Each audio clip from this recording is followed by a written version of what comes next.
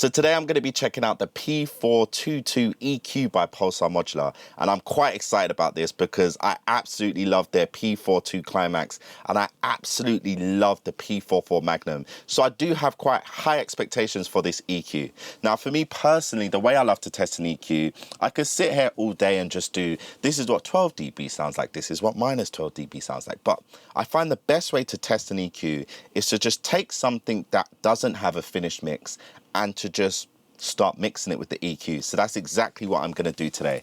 Okay, so first things first, let's see what we can get out of the drums.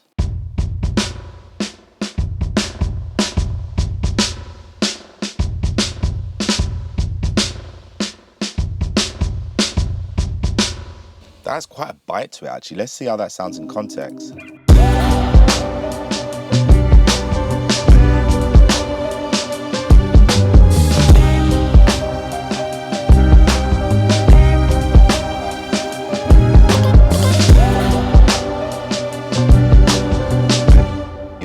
This is why you never EQ in isolation, because I heard a difference when I soloed it, but when I played that in the context of the mix, like for me, I'm usually having to add like an exciter and an EQ to get that kind of top end out of that.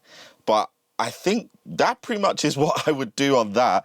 Let's move over to the claps then actually. I feel like with the claps, I'd love to get a little bit of the upper mids to cut through a bit more.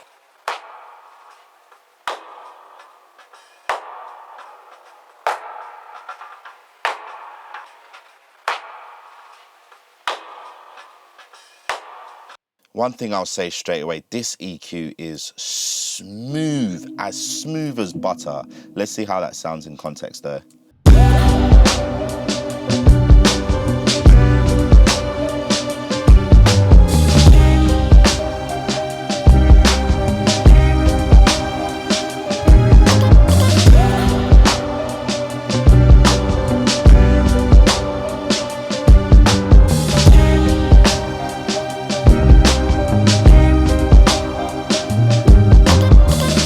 So when I was like EQing in solo, I thought it was around 5K that I wanted, but it's actually around 1K that sounds really good and is cutting through.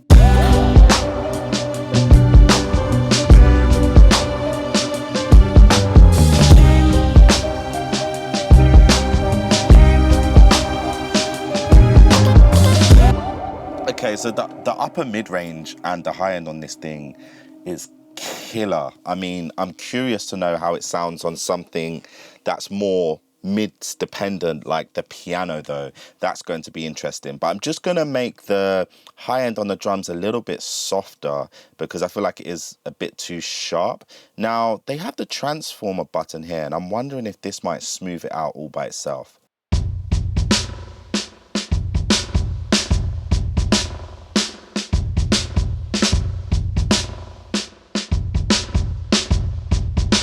Maybe there.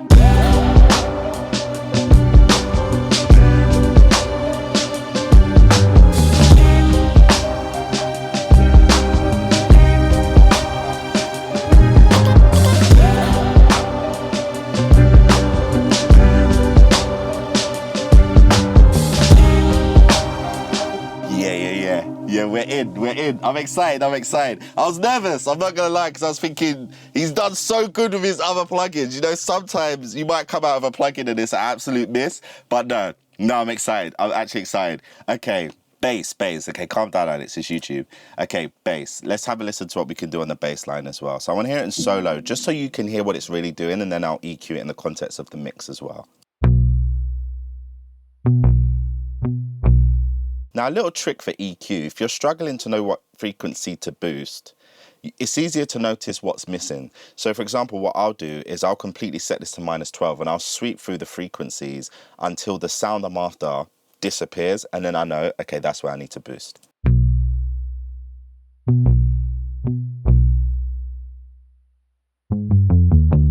So right there, I know is where I need to boost on this EQ because the bite has gone, but it's the bite that I want to boost and accentuate.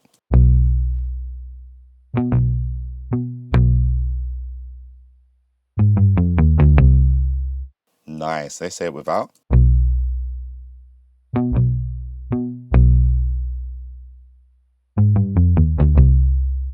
This is interesting because this is an EQ, but I feel like it's also enhancing the transients. With a lot of EQs, they kind of mess with the phase in a way where you can boost it, but the punch goes away. But with this, I actually feel like it's adding the snap, which is very reminiscent of how my APIs are actually, my 550As. Like you could just hear how it brings out the poke of it a little bit more, but let's hear it in the context of the mix.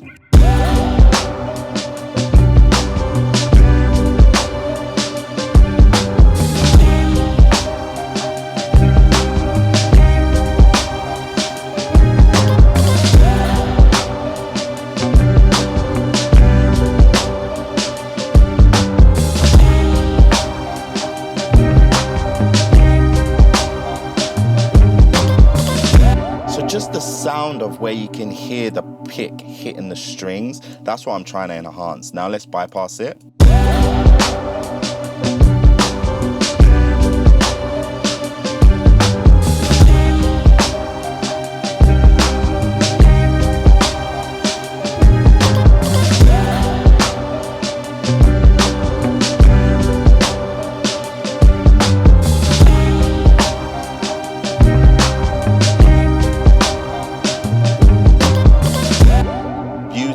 And it's crazy because I'm even boosting like 8 dB there, but do you know what? It feels right. Now for the low end. Now the low end's going to be interesting because I feel like this sound is quite muddy and I don't want to boost the low end in a way where it feels muddier. So it's going to be interesting to play with this to see what kind of results I can get.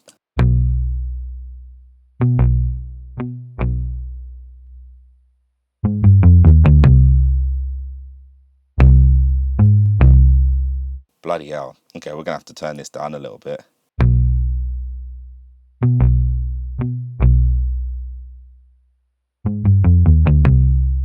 Oof. Let's hear that.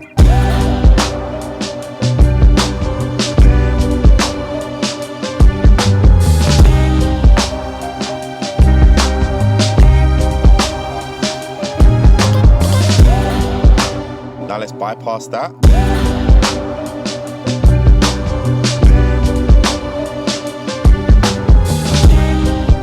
The bass is there, you can hear it, but you can't feel the excitement of it.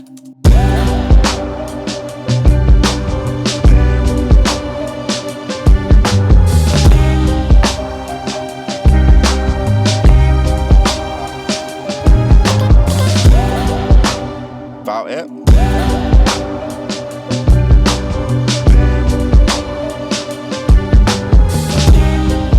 Pay attention to how that run sounds. How it sounds when you have the EQ versus how it sounds without it. With it. You can hear how it just cuts through more. Okay, so it feels good there. Now let's have a look at the kick drum. What do I want to do to this kick drum?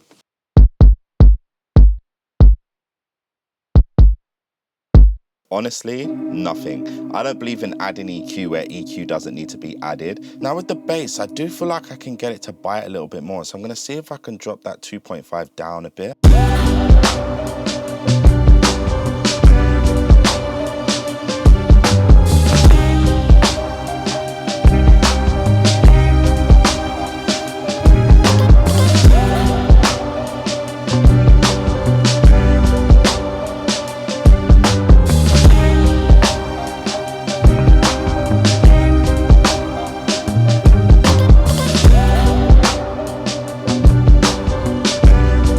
That feels better to me. Let's hear it without.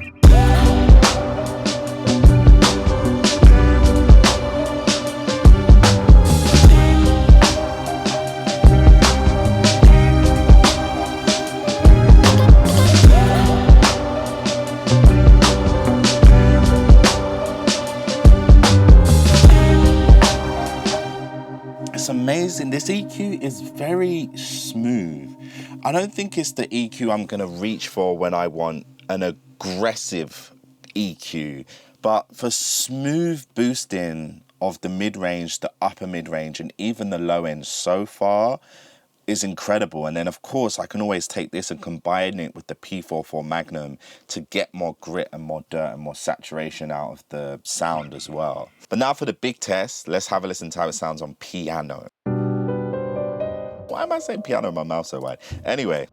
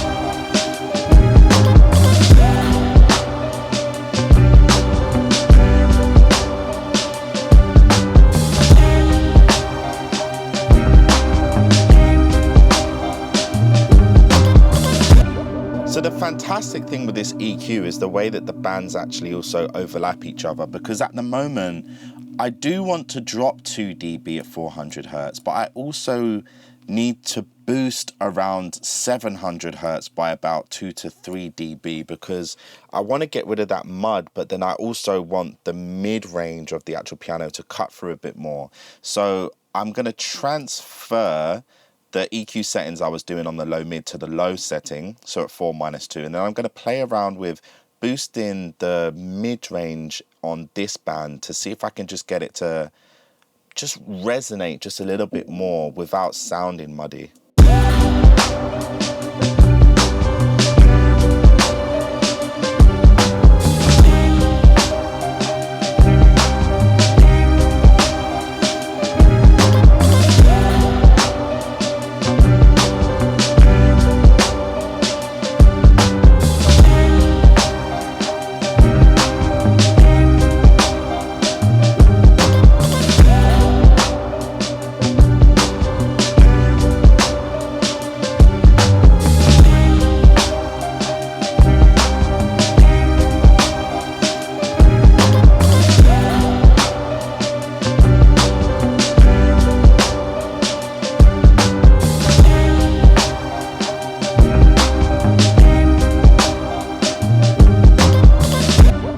So it most definitely passes the mid-range piano test.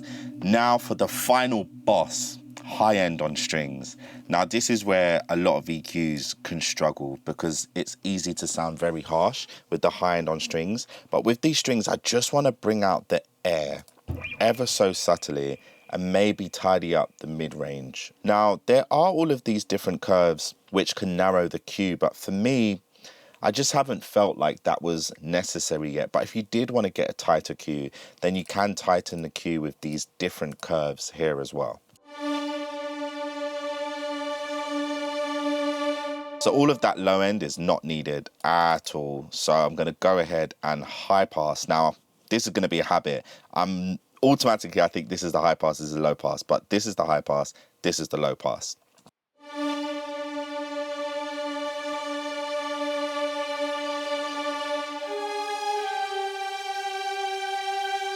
And I still want to get rid of a bit more, so I'm going to use this band as well.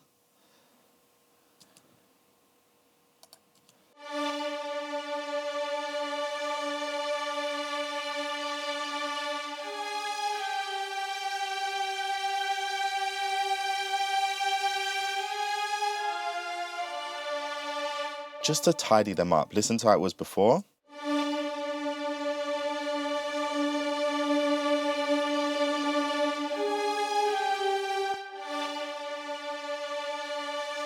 Just tidying up all of that low end muck as well. But I do want around 500 to just have a little boost.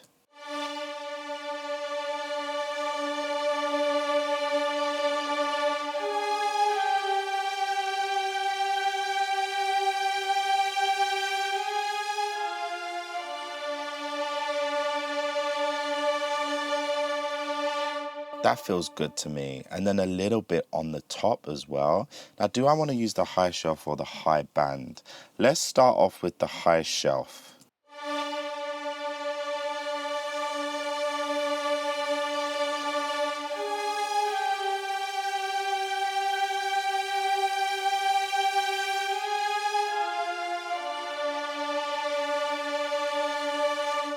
I mean, that's just smooth as bar. That is beautiful. I'm hoping that YouTube's compression doesn't make that sound more artifacty than it actually is. But for me, on my end, that's sounding super smooth. I'm going to engage the transformer now as well.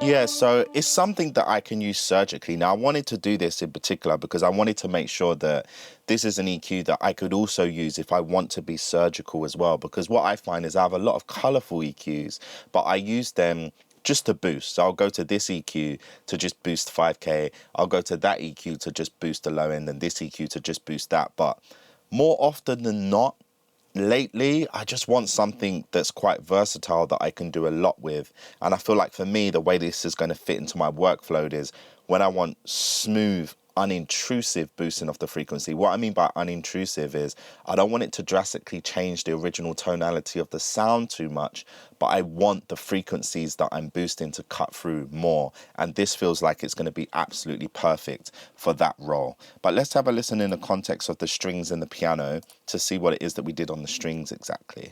So this is the strings without the EQ.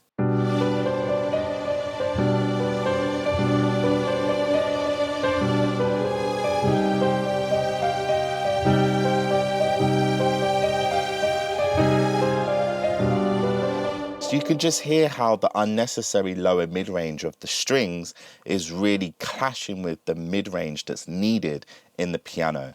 So now let's engage the EQ and let's listen to how much cleaner it's going to sound.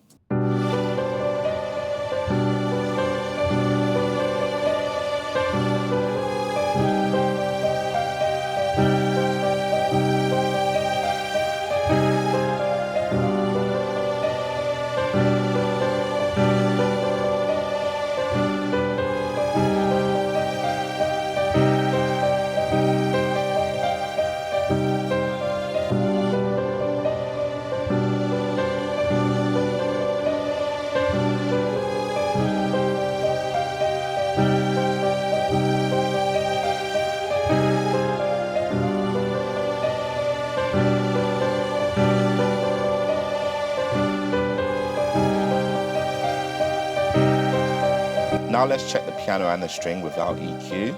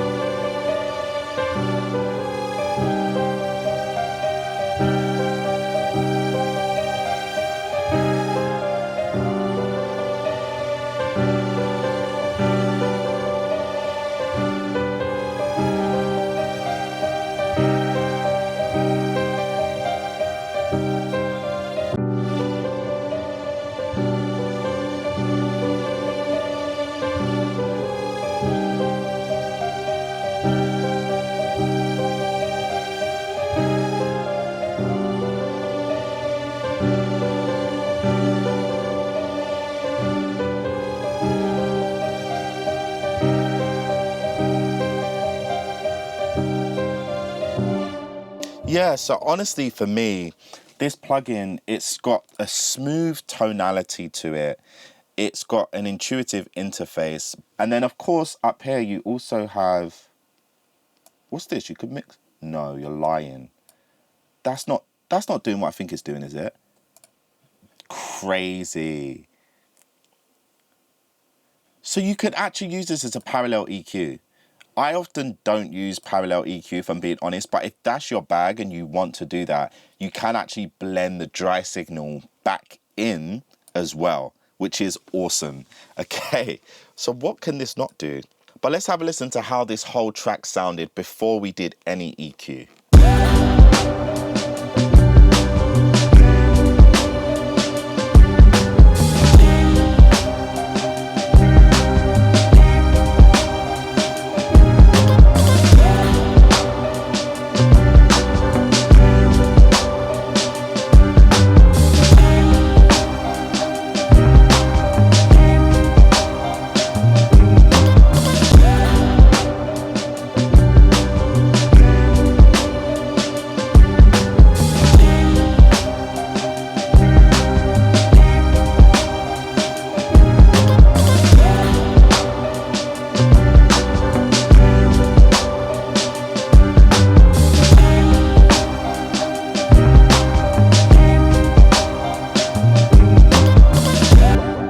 Now, of course, it sounds way better with the EQ. That's a given. It's going to sound better because we added EQ. But the main thing I'm noticing from my experience of using so many different EQs is I love the way that it's retaining the transients on the drums. That, for me, is really important. I don't want the EQ to be messing with the phase in a way where I'm losing punch. And I also love how clean it sounds on the mid-range because, for me, I love an API on piano because I feel like it really gives a pure tone boost. I don't know how else to explain it, but you know, like if you're using like a pure tone sine wave and how clean that sounds when you get those resonant frequencies, there's something about when you boost the mid-range on a piano where it's bringing out the character of the piano, the tone of the piano, without making the piano sound resonant and honky. And that for me is a really powerful feature. So for me, use case with this EQ, the low end does sound great, but I don't think it's going to be something where I'm going to go to it straight away for low end. Actually, I feel like the P44 Magnum is incredible for low end because it has the saturation and EQ built in. But anything to do with mid-range and anything to do with boosting a smooth top end or EQing drums to maintain the punch and snap, then I absolutely recommend this EQ. That's how I'm going to be using it. But other than that, my name's Alex Elliott. I hope you enjoyed this tutorial / review of the P422. And if you like this kind of content, you know what to do. Like and subscribe. Other than that, I look forward to seeing you all next time. So as you can see here, when you take a look at the harmonics, you can see that it isn't just an EQ that's just doing clean boost, but he actually has taken the time, oh my gosh, I'm Nigerian now. He actually has taken the time to emulate the different saturation as you move the frequency. So here you can see it's at 45 hertz, but as I move it over, you can see as you get to the top end, there's an increase in the harmonics that you're seeing. And as you get down, you can see that there's the 3 distinctive harmonics there. Whereas as you get up the top, you can see that there's this 4th one that comes in. So it isn't just something that's exactly the same no matter where you place it, but the harmonics are alive. So also, of course, you've got the oversampling, which will improve the quality of the saturation as well. And then you have the transformer button here. If you want to get it to have a bit more saturation, then you can do that. And then you have the voice, which is boosting the harmonics even more, as you can see. So this isn't one of those EQs that's just pretending to be doing some kind of analog emulation. He really has taken the time, you can tell, to do things properly. When we actually move over to the EQ curves themselves, they're actually quite interesting. So you have the low pass, and then you have the high pass as well. And then you also have the low shelf, and then you also have the high shelf. But if you actually pay attention, you can see here that it kind of has the Pultec where it boosts, but then also dips at that crossover frequency as well. And as you move this, you can see it changing. And as we see with this low band as well, simple bell curve, but if you want to change it and make it a bit narrower, then you can do that as well. And there's some different options here. But honestly, with these things, it's really good to just use your ears. But I know there's some of you out there who really want to know all this technical stuff. But we also have the tremor, which is just essentially adding a resonant frequency in the low end to give it that extra sub. And then we have the mid band as well. Once again, very simple, straightforward. You can change the curves however you want them. And then exactly the same for the high mids as well. And then for the high end, we have exactly the same as well. So for the high shelf, it's really interesting because it's at 10K, but actually it means that the slope begins to rise at 10K, but the band is actually at its highest point much higher up than that. For example, if we look here, 10K, it starts to rise here, but around about 20K is where you've got like the biggest peak. So if we drop this down to around about 6K, then we can see here, once again, it's starting to rise around 6K, but then around about 10K is where it's quite high up, and you'll mostly notice it around that area. So once again, it's one of those plugins that I really encourage you to just use your ears and not so much your eyes, but just play with it, turn the knobs, and just see how things feel for you.